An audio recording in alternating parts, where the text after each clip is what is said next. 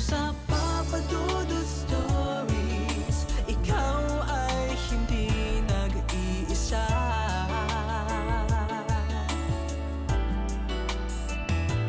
Dito sa Papa Dudut Stories, may Kung minsan ay sinusubok ang ating pananampalataya sa ating Panginoon sa pamamagitan ng mga trials na ating pinagdadaanan.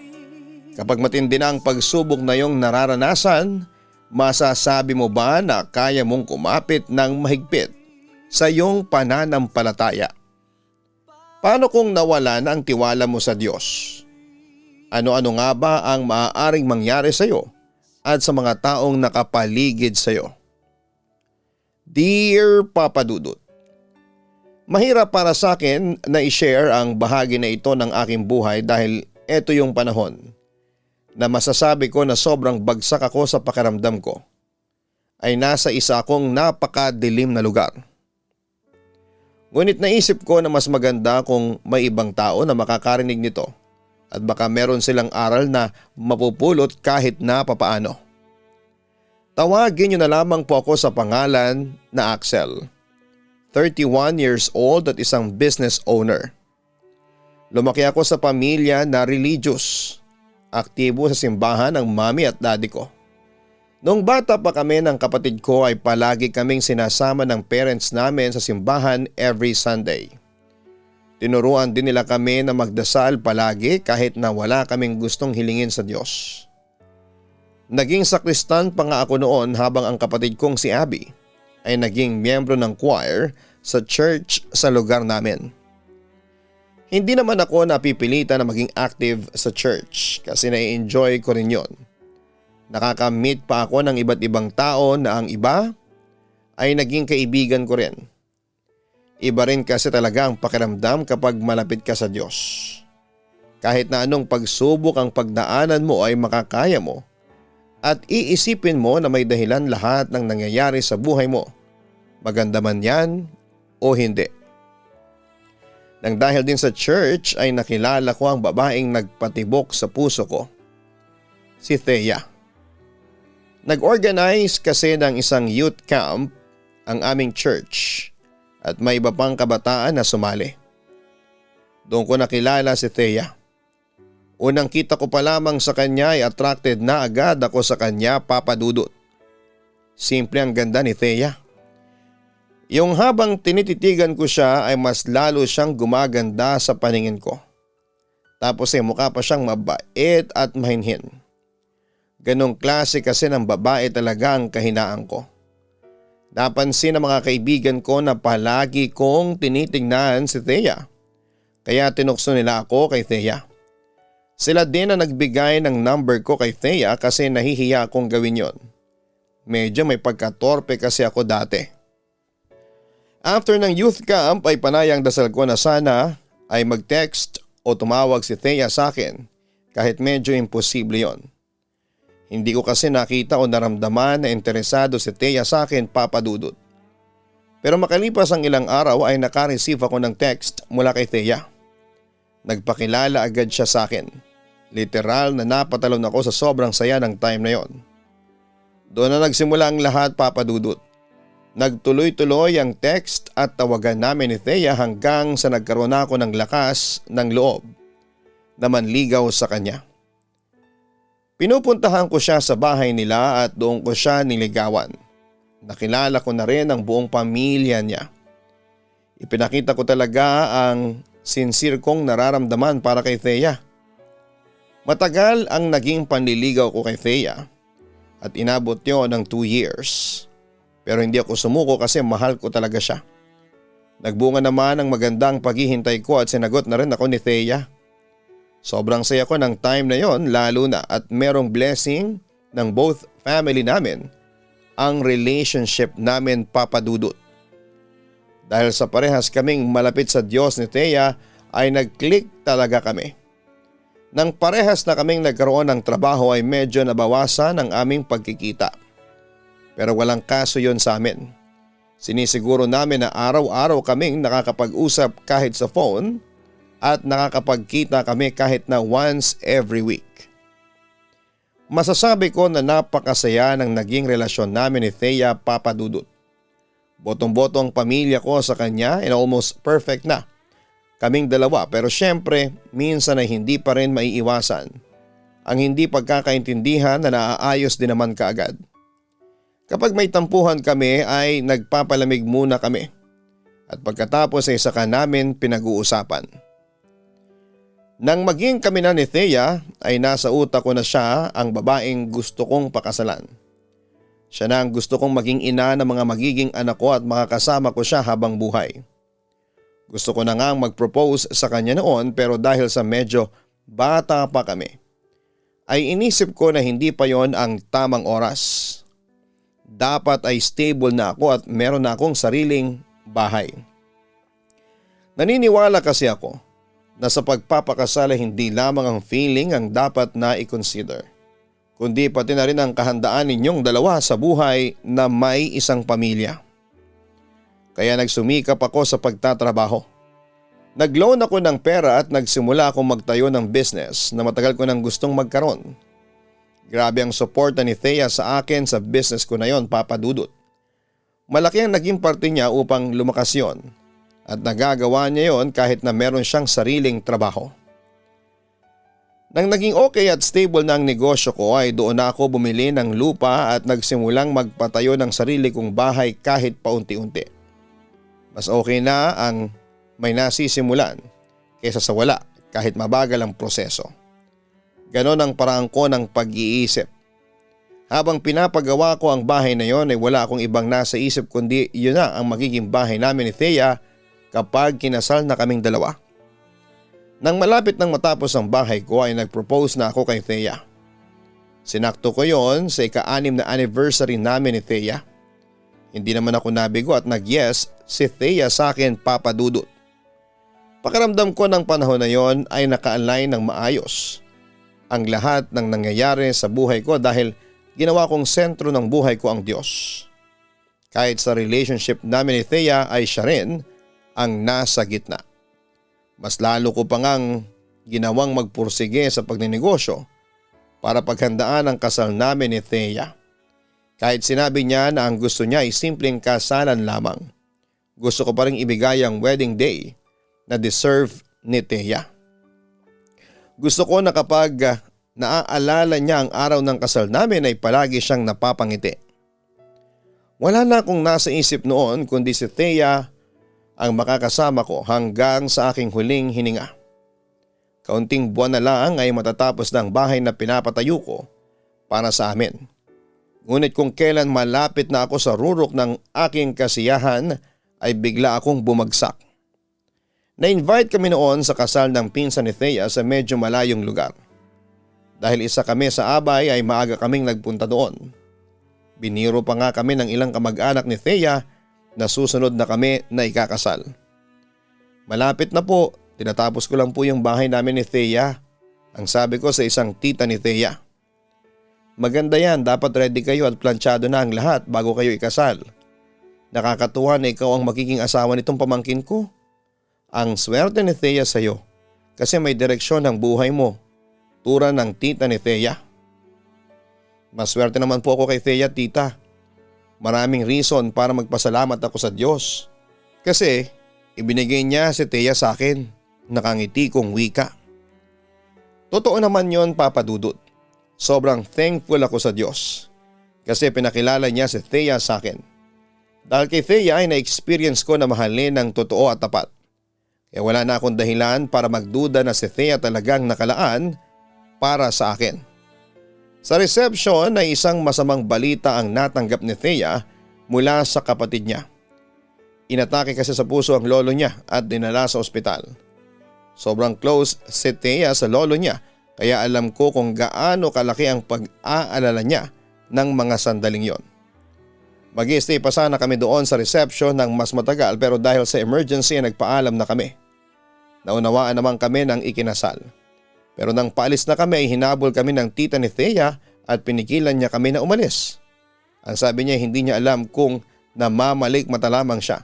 Pero nang bigla siyang napatingin kay Thea ay nakita niya na parang wala itong ulo. Masama raw na pangitain yon na may mangyayaring masama kapag nakita na walang ulo ang isang tao. Tita, hindi po kami pwedeng hindi umalis. Si Lolo dinala sa ospital. Ang naiiyak na sabi pa ni Thea. Okay, sige. Pero kapag nakauwi ka na sa bahay, ubarin mo lahat ng suot mo tapos sunugin o ibaon mo sa lupa. Please Thea, maniwala ka sa akin. Para rin sa'yo yan. Nag-aalalang sabi ng tita ni Thea. Sige tita, tatandaan ko po yan. Ang sabi ni Thea at tuluyan na kaming umalis. Huwag mong basta tandaan ha, gawin mo. Tumawag ka sa akin kapag nakauwi ka na at tapos mo nang gawin yung pinapagawa ko. Ang sabi ni tita, Papa Dudut. Medyo kinabahan ako sa mga sinabi ng tita ni Thea. Kahit na hindi ako naniniwala sa mga ganong pamahiin ay hindi ko pa rin maiwasa ng matakot. Kaya naging maingat ako sa pagmamaneho. Iyak ng iyak si Thea ng time na yon kasi talagang nag-aalala na siya para sa lolo niya. Sinabihan niya ako na baka pwede kong bilisan kahit kaunti kasi gusto na niyang makita ang lolo niya. Sunod ko naman si Thea pero sinamahan ko pa rin ang pag-iingat yon. Ngunit kahit nga yata anong ingat natin, kung nakatakdang mangyari ang isang bagay ay mangyayari talaga yon. Na-aksidente kami noon ni Thea at sa kasamaang palad ay namatay si Thea sa aksidente na yon, Papa Dudut. Ako naman ay sugat sa ulo, gasgas sa buong katawan at kinailangan na sementohin ang isa kong binti. Comatose din ako ng ilang araw at nang magising ako ay nailibing na si Thea. Hindi ko man lang nagawang makapunta sa burol niya at sa mismong araw ng kanyang libing. Pakiramdam ko ay pinagbagsakan ako ng langit at lupa ng time na yon, Papa Dudut. Hindi ko nagawang umiyak nang malaman kong wala na si Thea. Feeling ko lahat ng pangarap ko ay bumagsak lahat sa isang iglap. Parang nang mawala si Thea ay namatay na ako kasama niya dahil siyang naging buhay ko ng panahon na yon. Kahit gusto kong umiyak ay hindi ko magawa. Ang nasa utak ko kasi noon ay hindi totoo ang lahat. Isa lamang yung masamang panaginip at magigising din ako. Naging in denial talaga ako, Papa Dudut. Napakasakit ng pangyayaring yon dahil kasama ko sa pangarap ko si Thea. Siya na ang babaeng pakakasalan ko at gusto kong makasama sa panghabang buhay. Palagi lang akong nasa kwarto ko nang nagpapagaling pa ako ng paa at binti ko. Kahit meron akong wheelchair ay hindi pa rin ako lumalabas. Mas gusto ko pa ang mapag-isa. Palagi kasing ayokong makipag-usap sa ibang tao. Ayokong kaawaan nila ako, Papa Dudut. Kahit minsan ay kinakausap ako ni na Mami ay hindi pumapasok sa isipan ko ang mga sinasabi nila. Habang binabalikan ko ang naging journey namin ni Thea, ay tinitingnan ko kung meron ba akong nagawa na mali o labag sa kautusan ng Diyos para mangyari yon sa akin. Baka kasi may pagkakamali akong nagawa nang hindi ako aware kaya nangyari yon sa amin ni Thea. Pero wala akong maalala. Wala akong maisip na pwedeng nag-lead para mangyari yon, Papa Dudut. Kinausap naman ako ng family ko, lalo na ni Mami. Sinabi nila na merong dahilan kung bakit nawala si Thea. Ganon din ang iniisip ko noong una para kahit papaano ay maging maluwag sa akin ang pagtanggap. Pero kahit na anong isip ko ay hindi ako makakita ng dahilan para kunin kaagad ng Diyos si Thea sa akin. Bakit kung kailan pa malapit na kaming ikasal at unti-unti na naming binubuo ang mga pangarap namin. Pakiramdam ko ng time na yon ay nawala na ang silbi at direksyon ng buhay ko. Kung dati alam ko ang gagawin ko sa buhay ko, ng time na yon ay parang nakalimutan ko na ang lahat ng yon.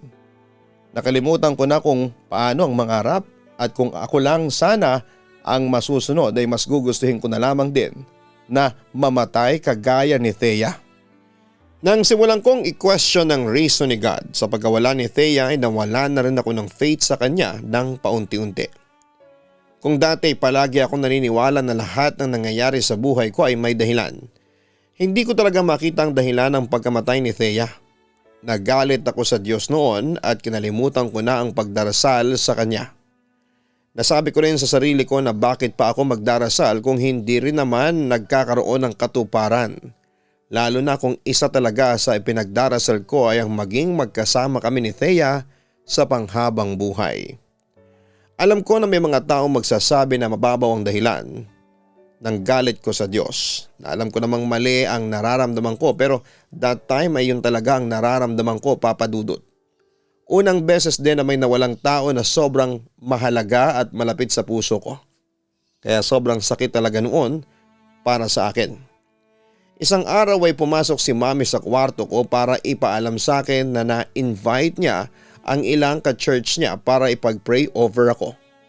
Para raw maging mabilis ang pag-recover ko at makalakad na ulit ako. Isa pa'y matagal na raw akong hindi nakakasimba at alam niya kung gaano ako kagusto na magsimba ulit sa church. Sa tingin mo, Mami, sa nangyari sa akin ay gugustuhin ko pang magsimba?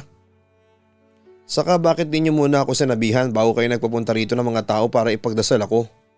Walang magagawa ang dasal na yan sa paggaling ko, ang malamig kong sabi. Axel, ano ba yung mga sinasabi mo? Prayer works, alam mo yan, ang sabi ni Mami. Talaga? Parang hindi naman eh. Ipinagdasal ko na magkasama kami ni Thea sa habang buhay pero tingnan mo ang nangyari. Wika ko. May dahilan kung bakit nangyari yon, giit pa ni Mami. Kung may dahilan ay parang maging miserable at malungkot ako. Ayoko na lang magdasal, Mami. Paalisin mo na mga taong dinala mo dito sa bahay. Hindi ko kailangang ipagdasal. Sambit ko. Nakita ko na nasaktan si Mami sa mga sinabi ko. Alam ko na hindi siya makapaniwala na sa akin mismo manggagaling ang mga ganong salita. Wala na rin siyang nagawa kundi ang sundin ang gusto ko. Hindi na niya ipinilit pa na ipagdasal ako ng mga kasama niya sa church. Nang gumaling na ang binti ko ay unti-unti na akong nakakalakad ay inaya na ako ni na Mami na magsimba pero palagi akong tumatanggi. Talagang nawala na ako ng gana noon na magsimba.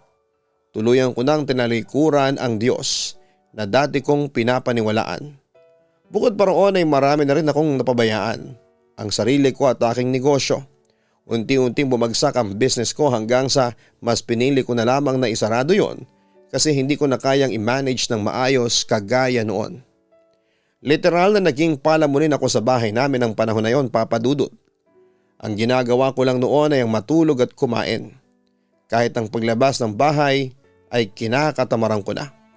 Hindi na rin ako nakikipag-usap sa mga kaibigan ko kahit sila ang mag-reach out sa akin at nangungumusta. Axel, ang tagal mo nang hindi nagsisimba. Hinahanap ka na nga ni Father eh. Nabanggit ko kasi sa kanya na nakakalakad ka na. Gusto ka na rin niyang makausap, ang sabi ni Mami sa akin. Ayoko siyang makausap. Saka nakalimutan mo na ba yung sinabi ko na ayoko nang magsimba? Tugon ko. Anak, bakit naman ganyan ka magsalita? Alam ko na napakasakit na nangyari sa iyo pero wag mo namang sabihin na sinisisi mo ang Diyos sa mga nangyari. Mahinahong sabi ni Mami. At sinong dapat kong sisihin? Sarili ko? Napakaingat kong mag-drive nang maaksidente kami ni Thea, Mami. Ang sabi mo, lahat nangyayari sa buhay ng isang tao ay kagustuhan ng Diyos. Kaya wala akong ibang dapat na sisihin kundi siya. Pasigaw kong sabi. Kahit ako ay hindi nakilala ang sarili ko noon, Papa Dudut. Sa isang iglap ay nagbago ang ugali ko at paniniwala. Talagang gumuho ng mabilis ang pananampalataya ko sa Diyos. Simula nang mawala ang paniniwala ko sa Diyos, ay doon na nagsimula ang mga hindi may paliwanag na pangyayari sa buhay ko. May mga pagkakataon na meron akong narinig na bumubulong sa akin kapag mag-isa ako. Boses yon ng isang lalaki na malaki ang boses. Hindi ko nga lang maintindihan ang sinasabi niya sa akin. Tapos minsan din ay may narinig akong humahalakhak na lalaki na parang ang saya-saya niya. Nung una'y nababahala ako kapag narinig ko ang boses na yon. Pero nang magtagal ay parang hinahanap ko na siya. Kapag narinig ko kasi siya ay parang kumakalma ako. Nawawala ang sakit ng puso ko at parang nabablanko ang utak ko. Hanggang isang gabi ay nanaginip ako ng sobrang weird. Meron daw malaking lalaki na may pulang mga mata na nakatayo sa paanan ng kama ko. Nakahiga ako, tumatawa siya ng malakas kagaya ng tawang naririnig ko kapag gising ako. Itinuturo pa niya ako na parang ako ang pinagtatawanan niya. Ilang beses ko rin yung napanaginipan at kapag nagigising ako sa ganung panaginip ay palagi akong pawisan at sobrang init ng pakiramdam ko. Dahil nga sa inilayo ko na ang sarili ko sa mga tao lalo na sa sarili kong pamilya, ay wala akong mapagsabihan ng kakaibang nangyayari sa akin. Mas pinili kong solohin na lamang ang lahat ng yon, Papa Dudut. Naisip ko rin na baka kapag sinabi ko yon sa pamilya ko ay isipin nila na nasisiraan na ako ng bait. Tapos ay dalhin pa nila ako sa mental hospital. Ayoko namang mangyari yon. Kaya hanggang kaya ko ay umaakto ako ng normal upang hindi nila mapansin na merong kakaibang nangyayari sa akin. Kapag tinatanong nila kung kumusta na ako ay palagi kong sinasabi na okay lang ako. Isang gabi kumatok si Daddy sa kwarto ko at pinapasok ko siya kahit na ayaw ko siyang kausapin. Axel, kumusta ka na pala? Alam ko na napakabigat pa rin ang nararamdaman mo ngayon. Kung gusto mo na makakausap ay nandito lang ako, anak. Pwede mo akong kausapin, ang sabi ni Daddy. Di ko po kailangan ng kausap. Okay na ako. Tinanggap ko na lang na wala na si Thea at ang mga pangarap namin. Wika ko. Huwag kang in denial, anak. Lahat kami alam namin na hindi mo patanggap. Kailangan mong harapin ang katotohanan para maka-move forward ka. Hindi ka rin okay. Hindi mo ba nakikita sa salamin ang sarili mo? Hindi ka na nag-aahit at nagpapagupit. Pati pagsisimba hindi mo na ginagawa. Nagdarasal ka ba, anak? Tanong ni Daddy. Wala namang kasing kwenta kung magsisimba pa ako. Kung ano lang ang mangyayari na lang. Daddy, kung ganyan din ang magiging topic natin, lumabas ka na ng kwarto ko. Wala ako sa mood na pag-usapan ng simbahan. Pagdadasal at ang Diyos. Pagtataboy ko pa kay Daddy. Nakita ko sa mukha ni Daddy na gusto pa niya akong kausapin. Siguro ay papaliwanagin niya ako kung bakit gano'n na akong magsalita, pero umalis na lamang siya ng kwarto ko nang itaboy ko siya. Hindi man lang ako nakaramdam ng kaunting konsensya sa mga sinabi ko dahil para sa akin ay yun ang tama. Yun ang aking pinapaniwalaan. Nang mapag-isa na ako ay naisip ko ang sinabi ni Daddy na hindi ko na ba nakikita ang sarili ko sa salamin. Totoo yun na matagal na akong hindi tumitingin sa salamin, Papa Dudut. Kaya lumabas ako ng kwarto at nagpunta ako sa banyo para maligo at mag-ayos na rin ng sarili bago ako matulog. Pagpasok ko sa banyo ay humarap muna ako sa salamin. Tinignan ko ang sarili ko at napansin ko na makapal na ang balbas at bigote ko. Ang lagkit na rin ang buhok ko at wala na yon sa ayos. Habang nakatitig ako sa salamin ay napansin ko na parang unting-unting dumidilim sa loob ng banyo.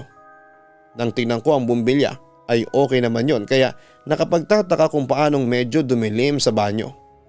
Nang muli akong humarap sa salamin ay nagulat ako kasi hindi ko na refleksyon ang nakikita ko kundi isang malaking lalaki sa panaginip ko.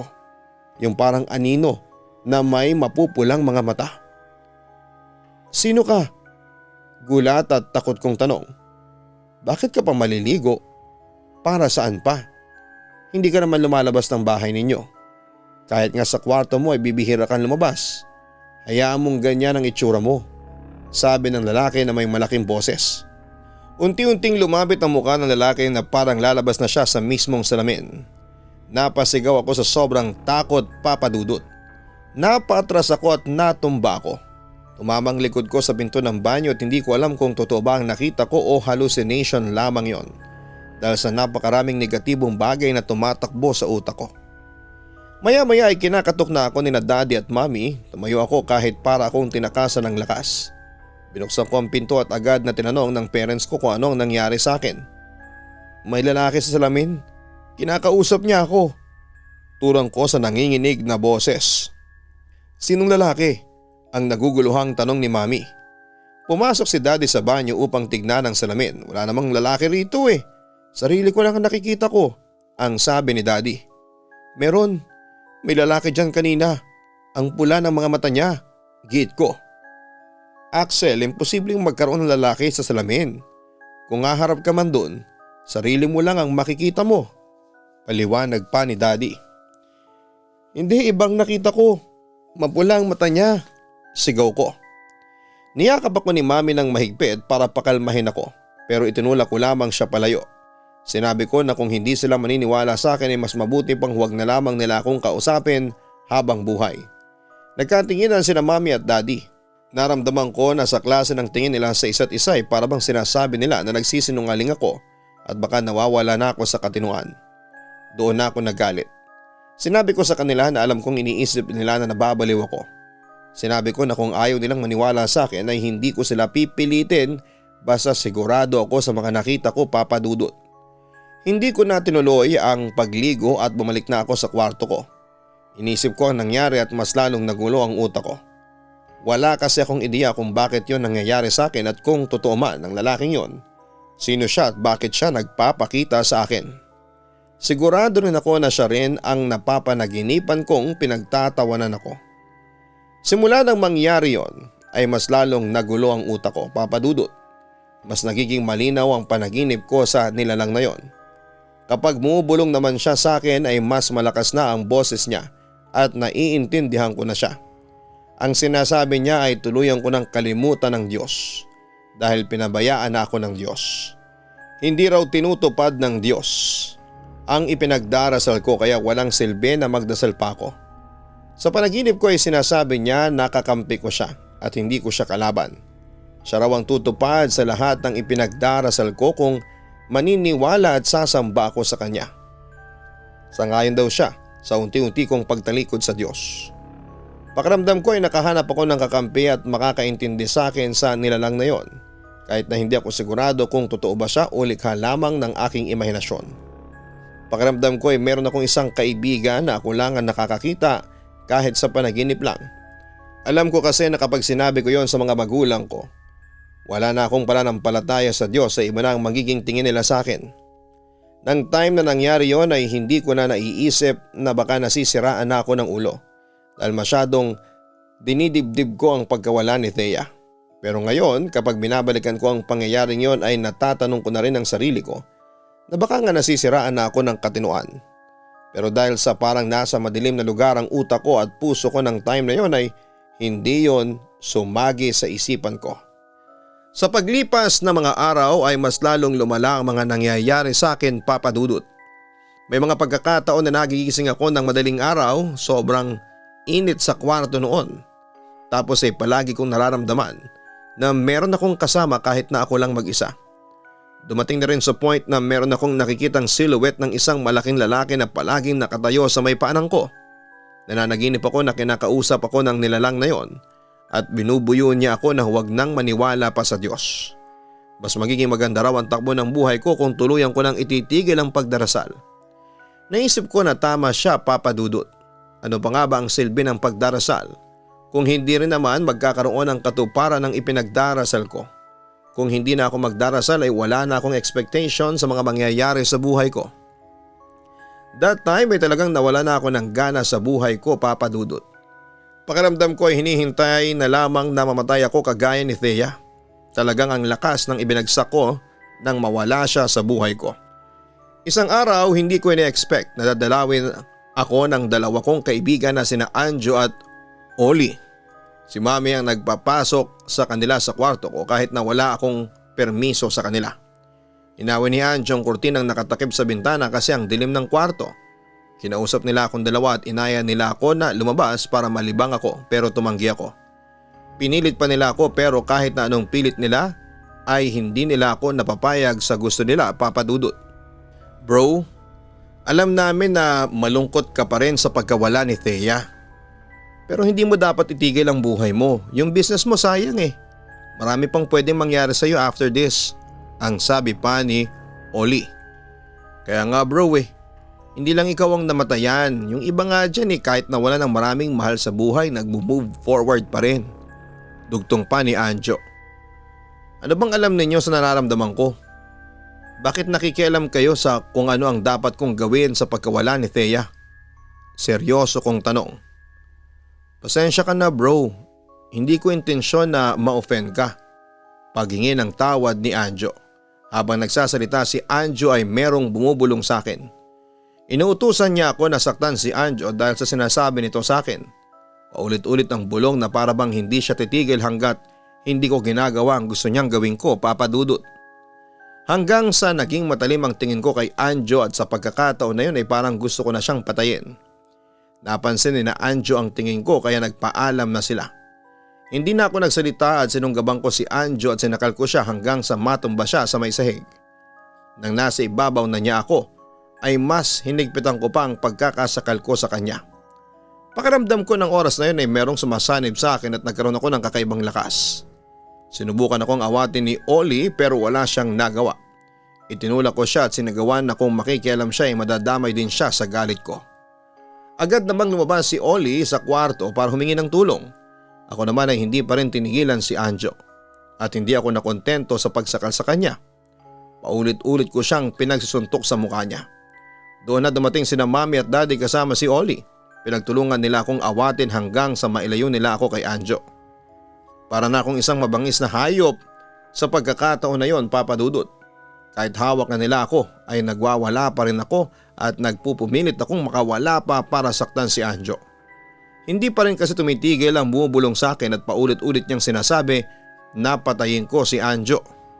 Lumabas si Anjo ng kwarto ko na duguan ang mukha niya. Hindi ako bayolenteng tao, Papa Dudut, kaya kahit ako ay nagtataka kung paano at bakit ko yun nagawa. Yun ang unang beses na meron akong sinaktan na tao at kaibigan ko pala talaga. Nang mawala na sa paningin ko si Anjo ay unti-unti na akong kumalma, Papa Dudut. Umalis na rin si Oli at nakita ko na takot siya sa akin. Alam ko nagtataka siya sa ginawa ko. Axel, ano ba talaga nangyayari sa'yo? Hindi na ikaw yan. Sigaw ni Daddy sa akin. Anak, kung kailangan mong nang makakausap, nandito kami. Kahit na anong oras pwede kang lumapit sa amin ng daddy mo. Please, hindi na namin alam kung ano ang gagawin namin sa iyo. Umiiyak na sabi pa ni Mami. Wala silang nakuhang sagot sa akin. Tahimik lamang ako habang matalim na nakatingin sa kawalan. Parang hindi pumapasok sa tenga ko ang mga sinasabi nila.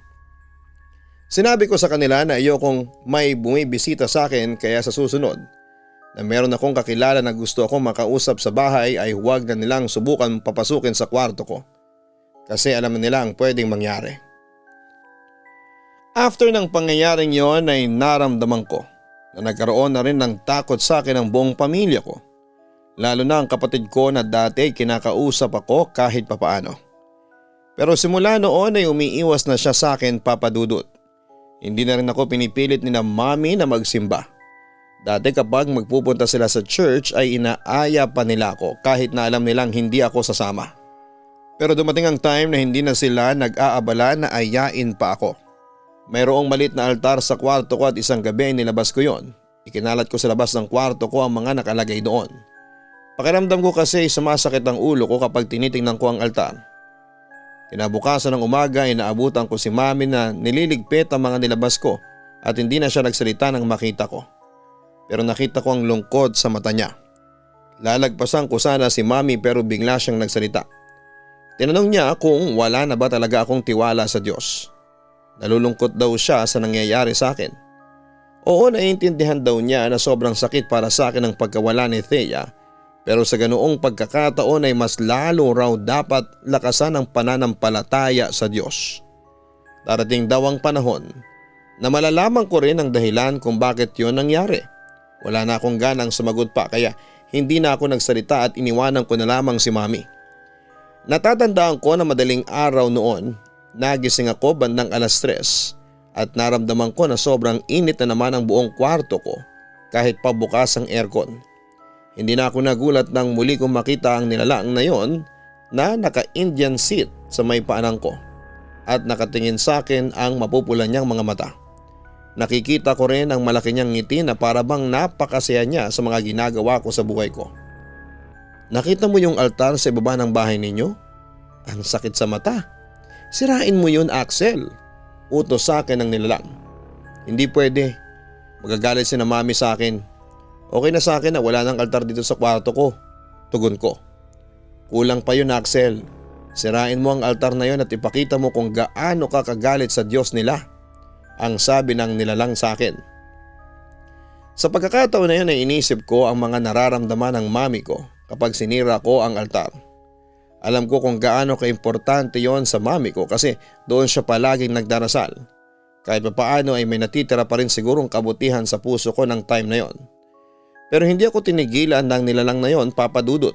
Nagpapakita siya sa panaginip ko at pinipilit niya akong sirain ng altar na nasa sala ng aming bahay. Paulit-ulit niya yung ibinubulong sa akin kapag gising ako.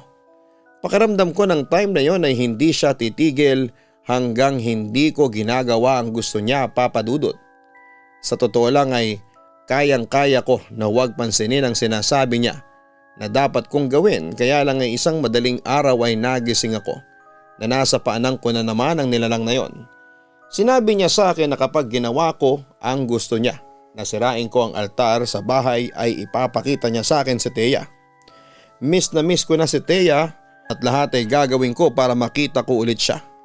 Pero hindi agad ako naniwala at sinabi ko na gusto ko munang makita si Thea bago ko gawin ang gusto niya.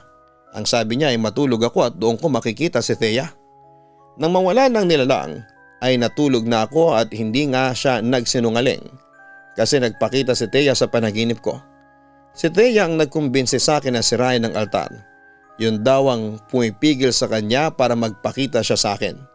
Kaya raw simula nang mawala siya ay hindi ko siya napapanaginipan man lang kahit na isang beses. Bigla ako nagising mula sa panaginip na yon. Kung hindi ako nagkakamali, 4:00 na yon ng madaling araw. Buo na ang loob ko na gawin ang matagal nang inuutos sa akin ng nilalang na yon na hindi ko alam kung sino o ano. Lumabas ako ng kwarto at nagpunta sa kusina. Kinuha ko sa ilalim ng lababo yung martilyo at pagkatapos ay nagpunta ako sa harapan ng altar na nasa sala sa aming bahay. Pakiramdam ko ng time na yon ay may kung anong puwersa ang kumukontrol sa akin at wala na akong kontrol sa sarili kong katawan.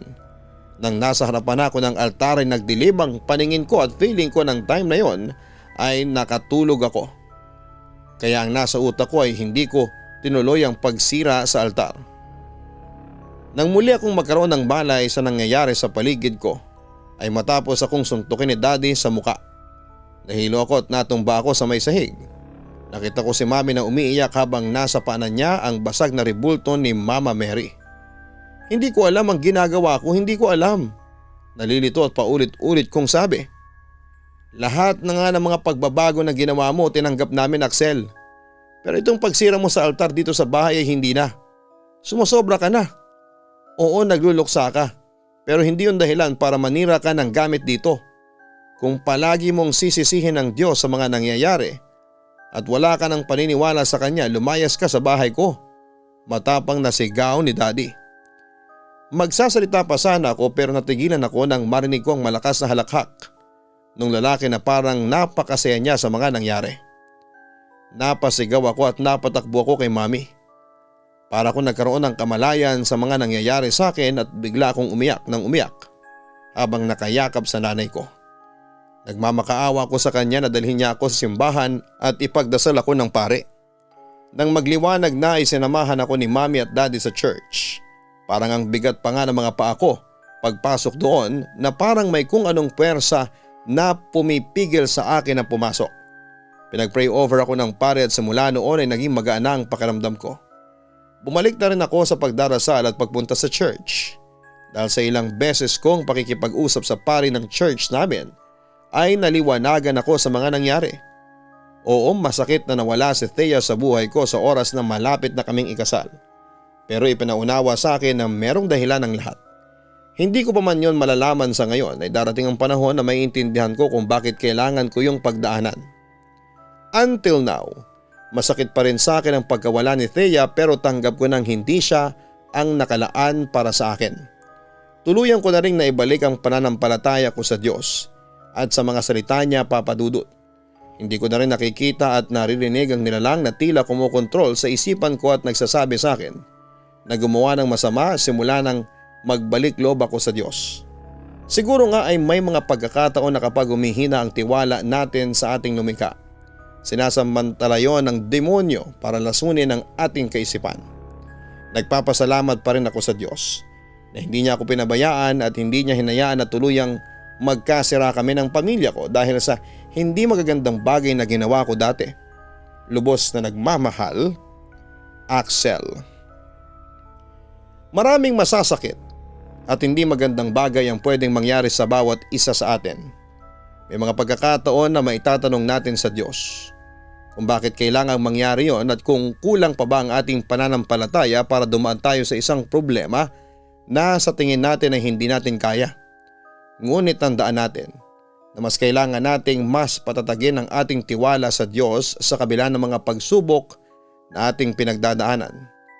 Huwag na huwag nating hahayaan na manalo o tuluyan tayong kainin ng masasamang bagay na walang nais kundi ang mapunta tayo sa kadiliman. Ibinigay sa atin ng Diyos ang kanyang salita upang gabayan tayo. Hindi tayo bibigyan ng Diyos ng pagsubok na hindi natin kaya basta maniwala lamang tayo sa Kanya. Ang buhay ay mahiwaga,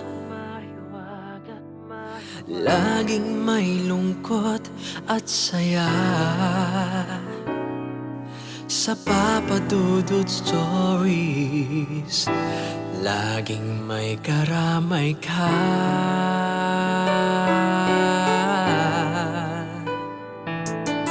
Mga problemang kay bigat, dito ay pakikinggan ka. Sa Papa Dudut Stories, kami ay iyong kasama. Dito sa Papa Dudut Stories, ikaw ay hindi nag-iisa.